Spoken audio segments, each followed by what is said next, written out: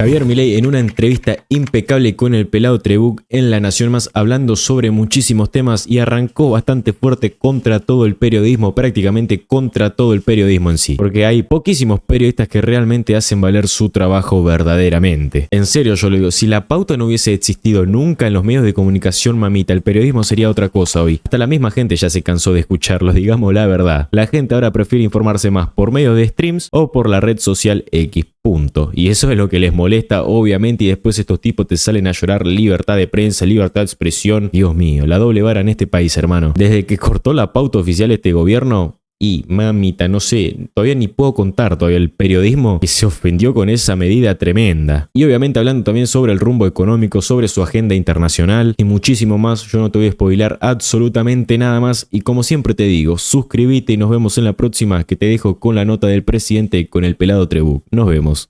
Me lo marcaste muchas veces, por eso tuteo, no es un tema de falta de respeto a la investidura presidencial. Pero ¿desde cuándo, digamos, o sea, tutear a alguien fue una falta de respeto? No, para mí no. Para mí la falta de respeto es mentir, calumniar, injuriar, ensuciar gente.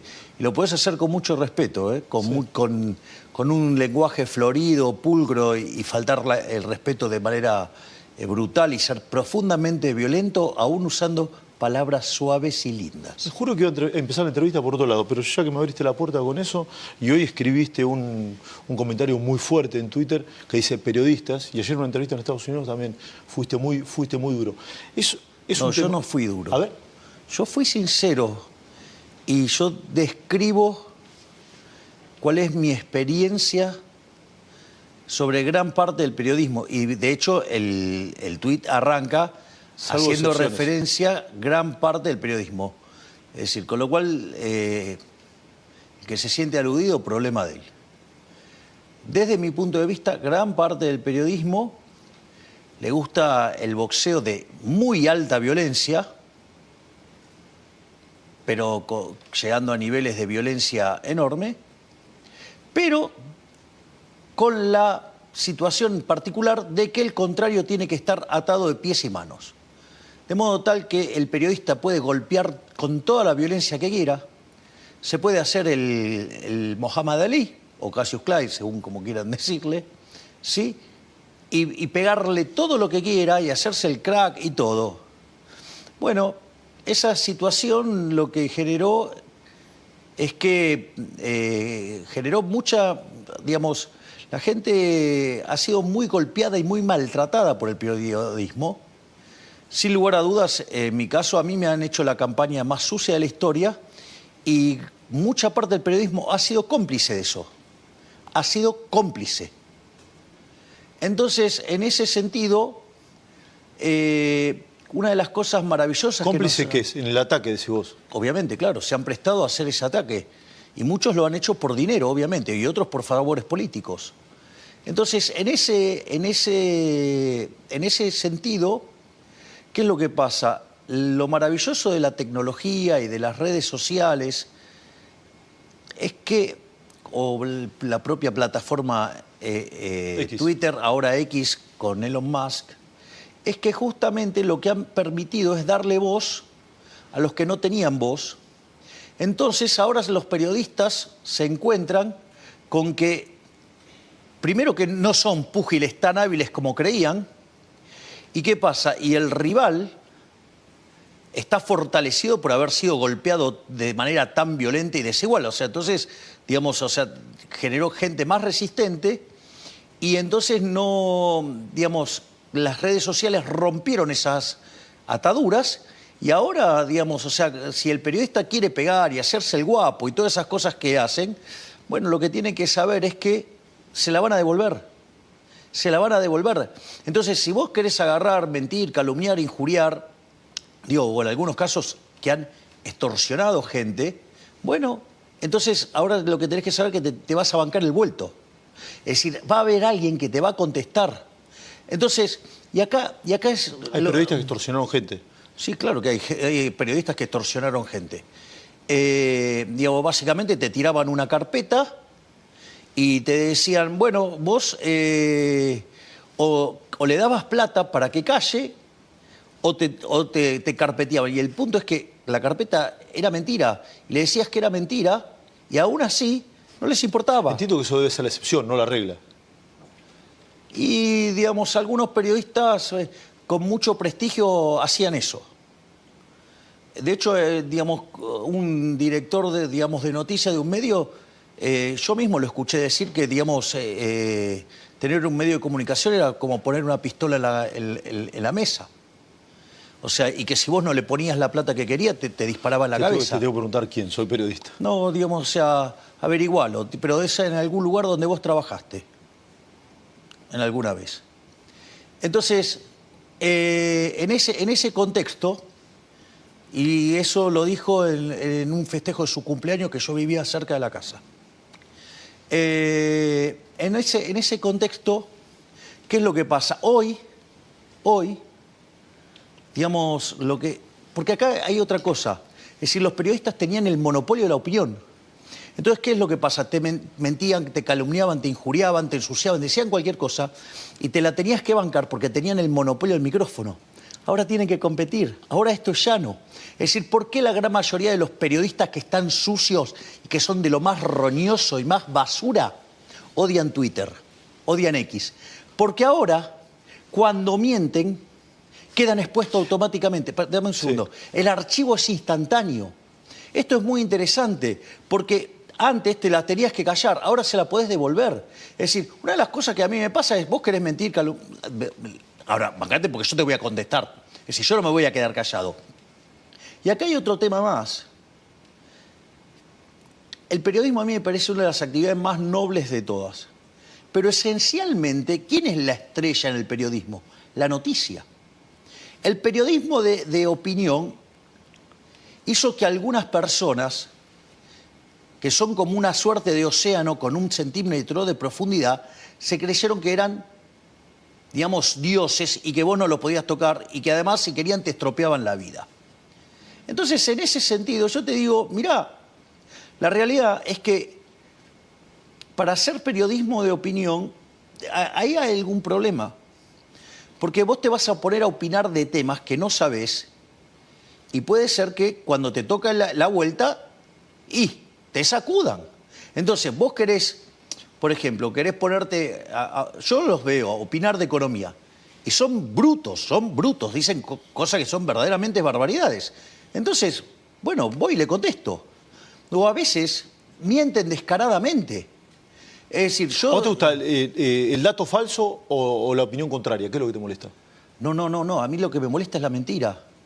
Digamos, a vos te... No que te cuestionen. No, pero eso, es más, a vos te consta porque hay algunos compañeros tuyos de La Nación Más que me han hecho cuestionamientos y yo los he llamado para darle las gracias. Lo sé. Y además, cuando me hicieron el punto, a los 30 minutos el problema lo había arreglado. Sí. Entonces, a mí no me molesta. Hay un compañero de laburo que cuestionó una medida tuya y vos la cambiaste en virtud de esa crítica. Claro, pero a ver, porque ¿qué es lo que sucede? Mira, yo siempre cuento un caso que es maravilloso, que es el de Sebastián Battaglia en la final contra el Milan. O sea, Boca va a definición por penales y Battaglia, gran jugador, erra el penal. Es una situación profundamente dolorosa porque además, viste que tenés que caminar un montón de metros y volvés también, vas y venís solo. Es una situación bastante complicada la de el que tiene que ejecutar el penal. Entonces, pero Boca termina ganando. Y él quería ir a festejar con sus compañeros y va un periodista y ¿qué le pregunta al periodista? ¿Qué se siente haber sido el único que erró el penal? Entonces, Battaglia, la verdad es que admirable, con una gran sabiduría le dice, ¿vos pateaste alguna vez un penal en una final del mundo? No, nunca. Bueno, yo te voy a contar, los penales lo erran los que patean, los que no patean no erran penales. Y se fue a festejar. Entonces, este es un gobierno que hace muchas cosas. Cuando vos haces muchas cosas... Erra penales también. Y a veces la tirás a la tribuna, ¿qué le vas a hacer? O sea, son cosas que pasan. ¿Hiciste más goles o tiraste más a la tribuna? Me parece que nosotros estamos ganando por una goleada nunca vista en la historia de la humanidad. Fíjate esto. Nosotros asumimos con un déficit consolidado de 15 puntos del PBI. 5 en el Tesoro, 10 en el Banco Central.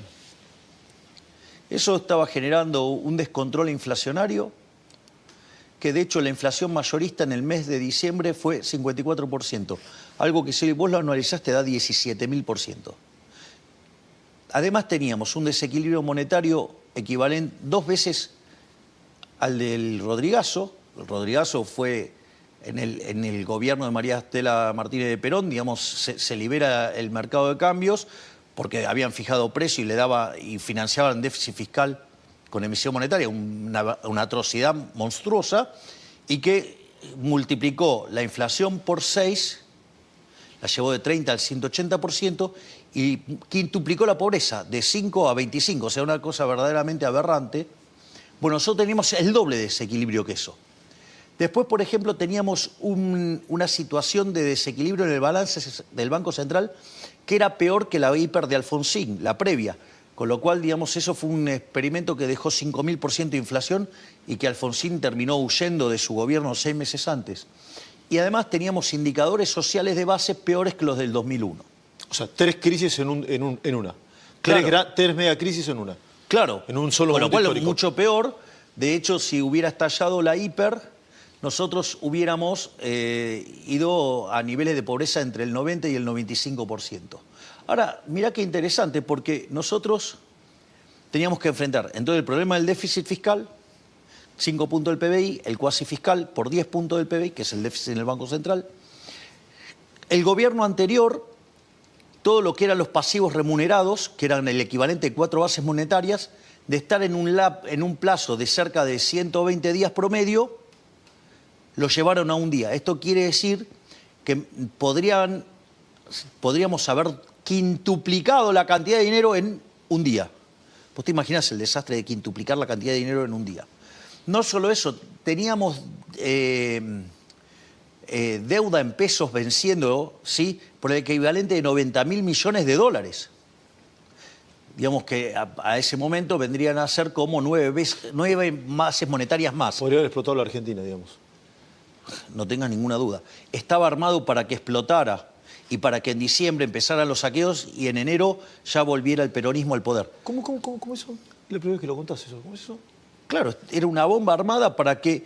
Ellos creían que nosotros no éramos liberales libertarios. Es decir, creían que éramos liberales libertarados. Está lleno de liberales libertarados que dicen, este gobierno no es liberal, es un gobierno liberticida, no levantó el cepo, no hizo esto. No. O sea, que se la pasan criticando.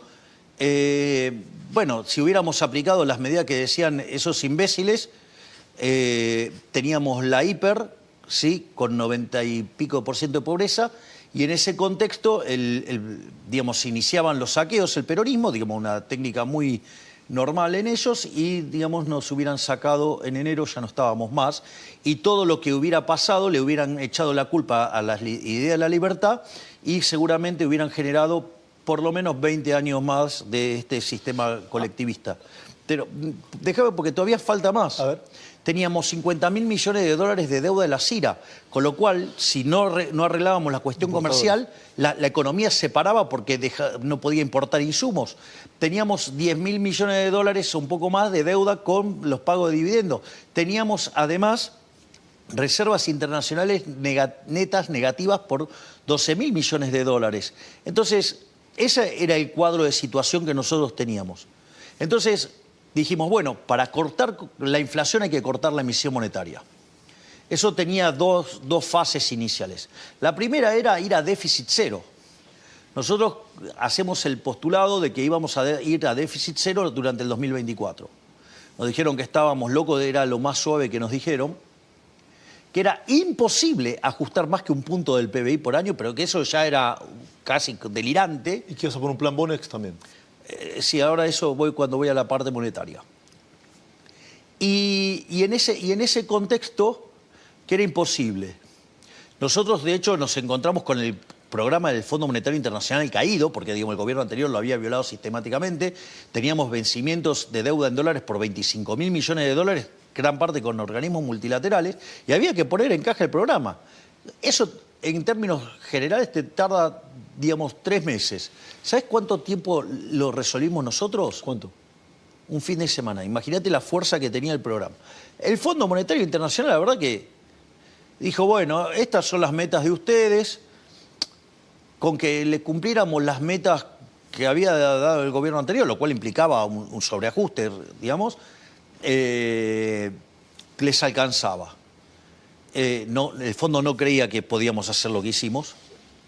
Y lo increíble es que nosotros alcanzamos el equilibrio fiscal en enero. Y a partir de ahí, digamos, la cuenta del resultado financiero de Argentina quedó neutra.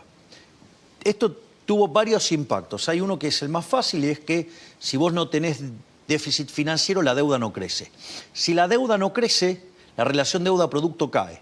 Por lo tanto, vos te convertís en solvente, o sea, sos un pagador. De tener los bonos en 20, 25 dólares con un riesgo país de 3.000, hoy están cerca de 70 con un riesgo país de 740. Gran logro. Además, teníamos el problema del Banco Central, ¿sí? Que decían que íbamos a hacer un plan Bonex. Nosotros no hicimos un plan Bonex. Y a diferencia de... O no decían nada cómo iban a arreglar el problema de los pasivos remunerados, o antes las LELIQs, o antes las LEBACs. Nosotros lo que hicimos es que conforme íbamos mejorando las cuentas públicas e íbamos validando las cuentas públicas positivas, superavitarias, eso nos permitió, digamos, pasar deuda del Banco Central, que siempre debería haber sido deuda del Tesoro, al Tesoro. O sea, con lo cual, además, en términos digamos, de deuda, no es que cambiaba el hecho de que si vos la sacás del Banco Central, deja de ser emisión monetaria futura, y por ende la expectativa de inflación cae. Bueno, ese trabajo que la verdad es que no sabíamos cuánto tiempo iba a demandar, porque eran 4 bases monetarias que había que sacar, era un tema bastante complejo. La verdad es que no sabíamos cuánto tiempo íbamos a demandar, porque eso además, nosotros como no lo hicimos con un plan Bonex, lo hicimos de manera voluntaria, no sabíamos cuánto iba a tardar. ¿El resultado fue antes del que esperabas? Muchísimo antes, lo resolvimos en 6 meses. Entonces, ¿qué es lo que pasa? Y eso lo que hizo es, frenaste el mecanismo de emisión por déficit fiscal, frenaste el mecanismo de emisión endógena, digamos por el cuasi fiscal. Nosotros, digamos, diseñamos el crawling peg, que eso también fue muy importante, porque cuando nosotros teníamos que mirar el salto cambiario, porque no podíamos sacar el cepo, porque teníamos un montón de problemas en el balance del Banco Central de stocks. Sí, ¿y ahora lo puedes sacar? Ahora voy a decirte bajo qué condiciones lo voy a sacar. Sacar lo voy a sacar. ¿El año que viene? Sacar lo voy a sacar. Pero yo te voy a dar las condiciones. Esto es lo mismo que yo decía con el tema de los pasivos remunerados. Daba las condiciones bajo las cuales los íbamos a sacar. Porque como nosotros creemos en la libertad, digamos, esto es un proceso de mercado y se tiene que resolver voluntariamente por los individuos. Entonces, conforme nosotros fuimos solidificando nuestra posición fiscal, fue posible pasar la deuda desde el Banco Central al Tesoro Nacional. Como además hicimos un salto cambiario, achicamos el exceso de oferta de divisas. Todos decían, no, 600, o sea, y nosotros agarramos y dijimos, no, vamos a tratar de minimizar la brecha. Con lo cual achicamos el exceso de demanda de divisas, con lo cual achicamos el exceso de oferta en el resto de la economía.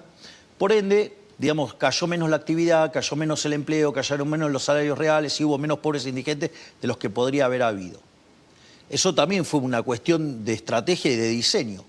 Entonces, en 6 meses limpiamos la hoja del Banco Central. Esto es un milagro. O sea que en 6 meses Argentina hizo un ajuste fiscal de 15 puntos del PBI. Eso no existe en la historia de la humanidad que haya alguien hecho eso. No solo por la magnitud, que no es replicable, sino en la cantidad de tiempo. ¿Me pones un poquito ahí, Javi? No, pero quiero terminar contando de estas cosas porque me parecen que son de una importancia que esto la gente lo tiene que saber, porque digamos, o sea, iba a ocurrir un cataclismo y acá no ocurrió ese cataclismo. Entonces, digo, la gente tiene que tener conciencia de lo que recibimos, porque hoy el caso argentino se estudia en todo el mundo de lo que hicimos. De hecho, te cuento algo, Thomas Sargent, Premio Nobel de Economía, especialista en hiperinflaciones, pidió verme el 10 de diciembre, viene a verme Thomas Sargent. Hoy me pasó, digamos, una captura de pantalla, Agustín Echevarne, del Premio Nobel de Economía Edmund Phelps, digamos, dedicándome un libro. O sea, y también he cosechado, digamos, palabras elogiosas de tipos como Robert Barro, o sea, que es profesor en Harvard con Sturzenegger. Entonces, por eso, digo, o sea, mientras que acá, digo, siguen criticando y parece que estuviéramos en el medio de la Segunda Guerra Mundial, sucede que en el mundo, digamos, reconocen nuestros logros de manera impresionante. Entonces, otra cosa que también es importante, decían, bueno, pero cuando bajen la inflación lo van a hacer a un costo monstruoso en términos de actividad. Te paso un dato. Ayer salió el dato de inflación mayorista. 1,3, ¿no? 1,2. 1,2. ¿Sabes cuánto es eso anualizado? 15. ¿Cuánto? 15. Es decir, que la inflación la bajamos más de 1000 veces. ¿Te das cuenta, no? O sea, de 17.000 a 15. Vos me podés decir, no, bueno, pero eso no le importa a la gente. A la gente le importa la inflación consumidor. La inflación consumidor fue 2,7. Ahora, sucede que nosotros tenemos el crawling peg y tenemos la inflación internacional. Eso te da una inflación inducida de más o menos del 2,5 mensual. Con lo cual, la verdadera inflación es 0,2. 0,2 anualizado es 2,5% anual. Es decir, te das cuenta que estamos llevando a la inflación a niveles que oscilan entre el 2,5 y el 15. Que la inflación deje de ser noticia, digamos. Claro, exacto. Ahora, ¿qué era lo que nos decían? Bueno, pero esto va a ser en términos, tener un costo en términos de actividad monstruoso y entonces, digamos, va a explotar la pobreza y la indigencia. Esto también es muy interesante. Cuando vos tomás, es decir, está claro que, digamos, es incuestionable la caída de la inflación, incuestionable. No hay ningún tipo de duda, pero para mí es un tema central de la ciudadanía. Vos dijiste, no le importa a nadie, para mí sí, ¿eh? Bueno, está bien, sí. digamos, o sea, pero... Lo dijiste con ironía, yo lo sé. No importa, lo dije como lo dije y listo. Ahora vamos al tema de actividad. Vos tenés un indicador que se llama EMAE, que es el estimador mensual de la actividad económica. Es una proxy del PBI de frecuencia mensual. Cuando vos empezás a mirar, si vos querés ver claramente qué pasó, tendrías que ver en cuánto estaba el EMAE en diciembre y cuánto está ahora. ¿En cuánto estaba en diciembre? Dios, si lo querés en nivel es 142,6 u 8. Que es digamos, no tiene sentido, digamos, mirarlo en nivel, pero digamos, sí, es un índice. Que cuando vos tomás el dato desestacionalizado de agosto, es el mismo. En septiembre ya lo pasás. Es decir, quiere decir que la actividad económica, cuando termine el año, no termina abajo, termina arriba. Eso quiere decir que la recesión se terminó. La recesión terminó en abril-mayo. Entonces ahora el punto es el siguiente, es decir, la economía cayó y rebotó y hoy está por encima del nivel que tenía en diciembre. O sea, eso muestra que vos hiciste el ajuste fiscal más grande de la historia y no tuviste, digamos, impacto en actividad punta a punta. En realidad, punta a punta mejoró. Obviamente que cuando tomes la frecuencia en la cual se mide el PBI, que son trimestres, y como vos venías cayendo, los primeros te van a quedar comparando contra niveles muy altos, pero es como que me echaras la culpa a mí, digo, de la debacle que traía el gobierno anterior. O la pobreza del primer semestre que dio más alta. Bien, eso es lo que quiero contar también. Entonces vas a terminar con un PBI punta a punta habiendo tenido una tasa positiva. Pero muy bien vos me señalás el tema de la pobreza, eso es genial. Vos, digamos, o sea, ¿cuál es la pobreza que dejó el kirchnerismo? ¿41 o el 57 que digamos, al que saltó en diciembre en las estimaciones que hace Martín González Rosada? Digo que es un excelente economista de la Universidad de Itela y que se dedica a este tipo de cosas. ¿Qué es lo que pasa? Vos tenías un dato promedio. Ese dato promedio tiene datos muy bajos de julio y datos muy altos de diciembre. Entonces te está mostrando un número falso en términos estadísticos porque si la serie viene creciendo, el promedio subestima lo malo de la serie. ¿Hasta ahí vamos? Sí. Después hay otro problema que es el efecto del sinceramiento. ¿Te consta que había controles de precios en el gobierno anterior? Sí, claramente. Bien. Y te consta que las... cuidados. Claro, exacto. Y te consta que las góndolas estaban desabastecidas. Sí, no había oferta. Bien, exacto. Esto es muy importante. porque esto explica por qué salta. Yo te hago una pregunta, y lo voy a poner así muy grosero. Esteban, te doy 10 millones de dólares, ¿cómo te sentís? Y mejor que ahora, probablemente. Bueno, ahora te digo, bueno, yo te doy esos 10 millones de dólares, pero vos vas a estar solo en una isla como Robinson Crusoe. Me prefiero estar donde estoy ahora, sin los 10 millones de dólares. ¿Te das cuenta? ¿Qué pasa? Argentina mide la pobreza por línea de ingreso.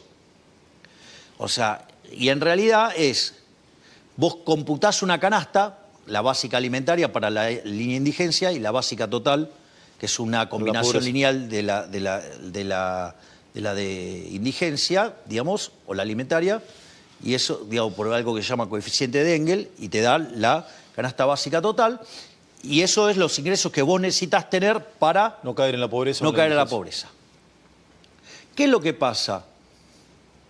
Y esto, cuando vos tenés controles de precios, los precios que controlan, ¿cuáles son? Los que entran. Los que están controlados. Los que entran en las canastas, claro. Entonces, además la tenés subdeclarada. Pero no porque, digamos, es un problema el INDEC. Es un problema, digo, que el que hace la política económica lo hace a propósito. Es un mentiroso. Si los controles de precios los funcionaron nunca. Es el INDEC de Moreno, digamos. No necesitas el INDEC de Moreno. Digamos, o sea, pero el ministro de Economía te lo hace sabiendo, digamos, cuáles son los productos que están en la canasta, y entonces te miente la canasta. Ahora, ¿cuál es el problema? Que como vos tenías inflación creciente, o sea, déficit fiscal, lo financiabas con una emisión monetaria, ¿sabes cuánto emitió el gobierno anterior para pagar déficit el año pasado? ¿Cuánto? 13 puntos del PBI, la base era 2,5. Listo, ya está, ¿me entendés? Que tenías un desastre. ¿Para vos eso es un delito, Javier? Hoy, para mí sí, pero no está, el Código Penal no lo dice, tipificado, claro, digamos, como delito. El Código Penal no lo dice. Claro, exacto. Para mí emitir dinero es un delito, pero digo, porque es una falsificación. Pero no importa, o sea, eso es una discusión, si vos querés, en otro plano. Pero volvamos al tema del cómputo de la pobreza. Entonces, ahora vos tenías esos pesos. Esos pesos decían que vos podías comprar esa canasta. Ahora la pregunta es si ibas al supermercado y estaban los bienes. Algunos no. La gran mayoría Los precios estaban. cuidados no estaban. Por eso, la gran mayoría no estaban.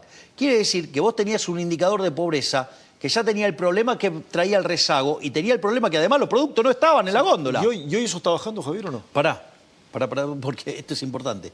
Porque digo, parece que digamos, el tipo que se sinceró y empezó a hacer la cosa bien es un idiota. Porque entonces vos sinceraste las cosas y pasaste de 41 a 57. ¿Pero qué sos? ¿Idiota te haces? Digo, ¿cómo ahora estás haciendo la cosa bien y la pobreza es mayor?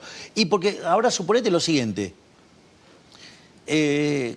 A esos precios no hay producto. No hay producto. Es como el ejemplo, viste, que usa de Pablo del bazar. Sí. Va una persona al bazar, digamos, pide, le dice, ¿cuánto está ese jarrón? Le dice, bueno, 1 millón de pesos. ¿Cómo 1 millón de pesos si enfrente está 200.000 pesos? Bueno, vaya, compre enfrente. No es más. No, bueno, no acá hay. cuando la llama tampoco, también va a valer 200.000. Entonces, ¿qué pasa? Frente a esa situación, los precios en rigor son infinitos, porque vos te vas a morir de hambre. Porque sí, muy lindo la estadística que computás, pero vos no comés estadística, vos comés producto de verdad. Y vos necesitas que los productos aparezcan. ¿Cómo aparecen? Y normalizando los precios. Cuando normalizás los precios, estadísticamente te lo registra. Y eso hace que te sincere el nivel de pobreza que había. Entonces te salta a 57%. ¿Sabes cuánto es hoy el nivel de pobreza acorde a las estimaciones de Martín González Rosada? ¿Cuánto? 46. Vos te das cuenta, la bajamos 11 puntos. Bajaste la pobreza 11 puntos. Bajamos la pobreza en 9 meses en 11 puntos. Sí. A ver, Javier... 9, 10 meses. Sí. 11 puntos. Vos te das cuenta, Sí. ¿no? Digamos, de lo que hicimos. O sea, estamos destruyendo la inflación. No sufrimos en actividad, no sufrimos en empleo. Los salarios reales están por encima de lo que teníamos cuando asumimos. ¿Vos sabés cuánto era el salario básico promedio, digamos, formal, ¿Cuánto? antes de que asumimos? $300. ¿Sabés cuánto es hoy? ¿Cuánto? 1.100. ¿Cómo? ¡Hey! Venía a hablarme de recuperación. Bueno, hoy el dólar está abajo del que asumimos, porque cuando asumimos estaba en 1.300, hoy está a menos de 1.100. Sí, a ver, porque quiero seguir con esto en la economía, que es súper interesante. Te subestimaron como candidato. Esto es un dato, ni siquiera es mi opinión. Te subestimaron. La política tradicional te subestimó. Muchos de mis colegas, buena gente, te subestimaron también. Y muchos lo han dicho, lo subestimamos como candidato. ¿Te subestimaron como presidente también o no? No lo sé, yo trabajo y listo, a mí no me importa. Digo, si yo me hubiera comido las operaciones, las falsas encuestas, o me hubiera rendido ante los golpes que me pegaban los periodistas, porque los periodistas golpearon bien fuerte, hay algunos que jugaron activamente. Hay gente que se metió con mi mamá, con mi papá, con mi hermana, con mis hijos de 4 patas, es decir, con mi intimidad, se metieron con todo, no les importó nada. Digo, es más, hasta no hace mucho, digamos, o sea, digamos, y tengo de testigo un economista, un consultor muy importante, drones. Los drones para espiarme adentro de mi casa. ¿Vos te parece normal todo eso? ¿Nos mandó medio de comunicación eso, Javier? Sí. Ahora la pregunta es, esto es muy interesante, porque el otro día estaba mirando digamos, vi el recorte de un programa, y entonces un periodista dice que ellos no, digamos, o sea, ellos no habían hecho esto. ¿Y qué hicieron las redes, que tienen el archivo instantáneo, le pusieron justamente cómo estaban mintiendo, que sí, efectivamente hicieron eso. Es más, porque aparte no necesariamente lo tenés que hacer de modo directo. Digo, o sea, aparecía alguien diciendo cualquier peste y barbaridad de mí y te dabas cuenta que era mentira. ¿Pero qué hacías? Lo invitabas y lo primero que decías, ¿vos qué opinas de Milei? Es un clásico, dale. Entonces no me vengas a decir que no jugabas. Sí, jugabas activamente y te la pasabas invitando tipos que eran capaces de decir cualquier mentira sobre mi persona con tal de ensuciarme. Sí, o sea, vos fuiste presidente pese a los medios, no por los medios. ¿Viste? Muchas veces... Es pese a los medios. O sea, si hubiera sido por los medios, o sea, me debería haber hasta bajado del balotaje. Ni siquiera debería haber participado. De hecho, lo que decían es que con dificultad que no iba a poder armar estructura, nada, pero que pasaba las PASO y después nos caíamos en la general a niveles, digamos, del 2%, iba a ser un fracaso rotundo. ¿Y ahora hay un cambio de era? Yo creo que hay un cambio de época, porque la gente, digamos, se dio cuenta que es mejor que le digan una verdad dura antes que una mentira confortable. Cualquier analista político seguramente te diría, che, no te pelees con el periodismo porque no te conviene. Esa es una mirada tradicional y capaz que tenga razón, yo no lo sé. Yo te hago una pregunta, ¿Vos mirás eso? ¿Analizás? No, digamos, estos tipos piensan todo mal. Dios, los voy a explicar. Te hago una pregunta. En el barrio tenés un matón que va y les cobra peaje a todo el mundo para hacer cosas y si no lo revienta a trompadas. ¿Qué te van a decir?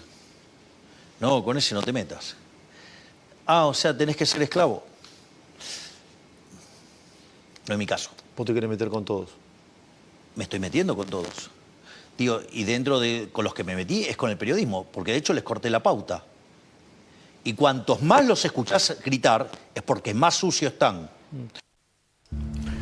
Bueno, primera parte de la nota. Sí, a continuación comienza a contar cómo es la toma de decisiones dentro del gobierno.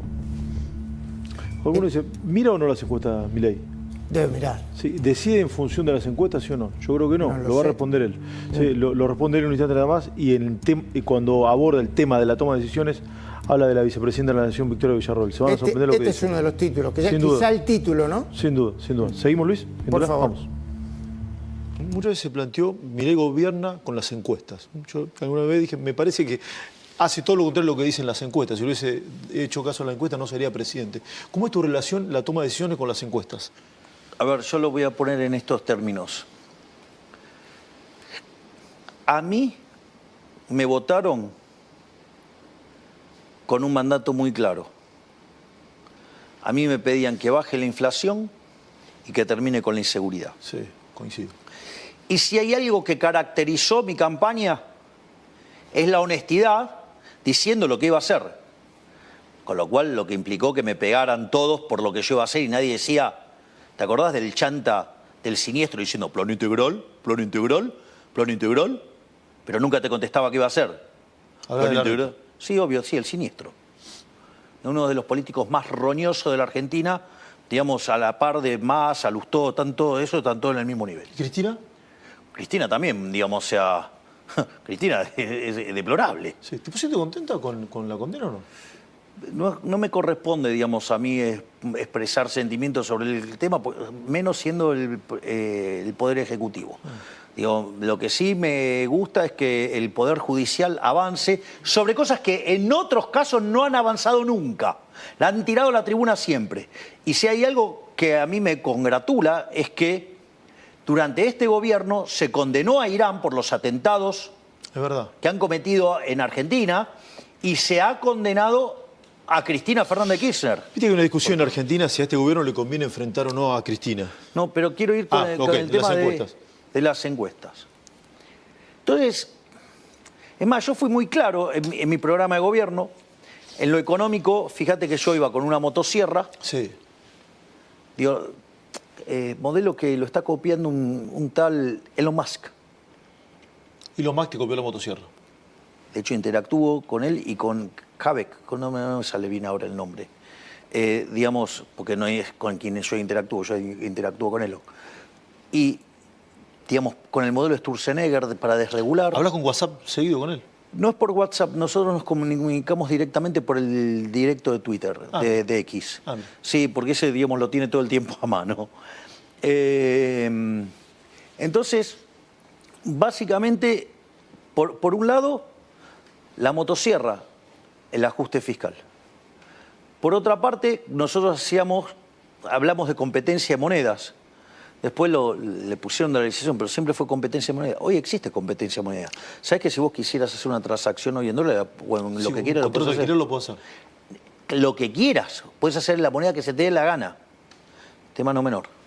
Con lo cual en eso también avanzamos. Pero no solo eso. Yo dije que el que las hace las paga. Digamos, terminamos con los piquetes, no hay más piquetes en la Argentina. Eso es cierto. Dijimos que íbamos a terminar con los gerentes de la pobreza, terminamos con los gerentes de la pobreza. Y decían que eso era imposible, ¿no? Y nosotros lo hicimos. Mirá cómo funcionó el plan Bandera en Rosario, digamos, con la gestión de Bullrich. Lo hizo bajar los asesinatos 90%. Vamos, digamos, o sea, mirá cómo están mejorando los indicadores de seguridad. De hecho, es tan importante el programa de seguridad que la gente del Fondo Monetario Internacional le pidió a Bullrich que le explique cómo esto se entrelazaba con el diseño de la política económica. Tema no menor, estamos haciendo escuela a nivel internacional. Y lo otro que fui muy claro, ¿qué fue? Con mi política internacional. Dije que voy a estar alineado con Israel y con Estados Unidos. ¿Con quién estoy alineado? Con Israel y Estados Unidos. Y cuando mi otrora canciller cometió un error, ¿cuánto duró en el cargo? 30 minutos. Tengo entendido que la echaste por WhatsApp, no sé si esto es cierto. Le pregunté lo que pasó cuando, digamos, efectivamente fue como pasó, digamos... No dudaste en echarla, digamos. 30 minutos tardé en buscar toda la información. Cuando tuve toda la información... Con otro funcionario que erre de esa característica harías lo mismo. Todos saben que no tienen permitido 1 milímetro de error. Esto es De hecho, fue Petri al programa de Luis Majul, sí, y le dijo, acá no hay lugar para error. Digo, ¿te equivocás? Te echa. Y sí, claro. Digo, a ver, eché a un amigo de 18 años. Nicolás Pose. Ah, ok, listo. O sea, acá, o laburás y hacés la cosa bien, o pista. Digo, se acabó. Pero vamos de vuelta por el tema de las encuestas. Entonces, el punto es que hay un dicho maravilloso, a mí me encanta, que dice, el que no sabe lo que busca, no entiende lo que encuentra. Yo sí sé a dónde quiero ir. Y yo lo que hago es darle la línea a dónde quiero ir a mis ministros y después les doy libertad de acción para que logren los resultados en el marco de las ideas de la libertad. Lo importante en esto no es mirar las encuestas para hacer cosas, porque eso te da un resultado inconsistente. Cuando sumás las partes, digamos, no respetás las restricciones de presupuesto, terminás mal. Vos les concedes todo a todo y volaste por los aires. Entonces vos tenés que tener un norte, saber a dónde vas. Y eso es lo que yo hago y le digo a mis ministros. Yo quiero ir acá y cada ministro se tiene que acomodar a cumplir ese objetivo. Las encuestas sirven para saber dónde estás parado hoy. Ejemplo. O sea, más como diagnóstico y no como norte. No, jamás como norte. Es para saber dónde está la sociedad parada hoy. Por ejemplo, yo te hago una pregunta. Si vos me decías el tema universitario, ¿hubieras tomado mi posición? En abril, decís vos. Nadie hubiera aceptado tomar mi posición. Nadie. Nadie tenía, digamos, las agallas, el coraje para hacerlo. Punto. La opinión pública estaba 90-10 en favor de la posición de las universidades. En abril. Primera marcha, 250.000 personas fueron. La segunda marcha fueron 60.000, toda aparateada por el peronismo, con lo cual fueron muy poquitos estudiantes. Ya después la marcha no sumaban ni 1.000 personas. Cuando arrancamos la discusión estaba 90-10 la posición de las universidades. Y nosotros siempre habíamos dicho que nuestra intención no era privatizar las universidades, no era arancelarlas, nada de esas mentiras. Lo único que nosotros queríamos hacer era auditarlas. Hoy, digamos, si lo planteás de manera burda, la pregunta es 60-40, tendríamos que actualizar los números, a favor de las universidades. Pero cuando ya metés el problema en las auditorías, estamos 50-40 nosotros arriba. Sí. Y cuando vos lo planteás en términos de auditoría solamente, ¿qué es el planteo nuestro? ¿Sabés cómo estamos? ¿Cómo? 85-15 arriba. No quiero que se vaya a la entrevista sin preguntarte varias cosas de la coyuntura y después de tantas reuniones internacionales. Esto es una sensación. No la he visto a Victoria Villarroel acompañándote en todos estos actos. ¿Ella forma parte de la diaria en la toma de decisiones del gobierno o no? No tiene por qué estarlo tampoco, ¿no? No, ella, digamos, no tiene ningún tipo de injerencia en la toma de decisiones. No tiene ningún tipo de injerencia en la toma de decisiones. No. O sea, no participa de la diaria del gobierno. No, tampoco participa en las reuniones de gabinete. Ah, Victoria Villarroel no participa en las reuniones No, del gabinete. decidió no participar. Ah, ella decidió no Sí, participar. hace mucho tiempo, digamos, que decide no participar en las reuniones de gabinete. ¿Y tiene un diálogo igual ustedes o no? Digo, lo que se Institucional. necesita institucionalmente para cumplir con nuestros roles. O sea, ella no participa de ninguna decisión del gobierno. No, porque además, o sea, ella en su visión, digamos, muchas de las cosas que nosotros hacemos está mucho más cerca del círculo rojo y de lo que ella llama la alta política, que nosotros llamamos la casta. ¿Qué hay que hacer con el edificio Evita de Acción Social? ¿Lo vas a tirar abajo? Mirá, eso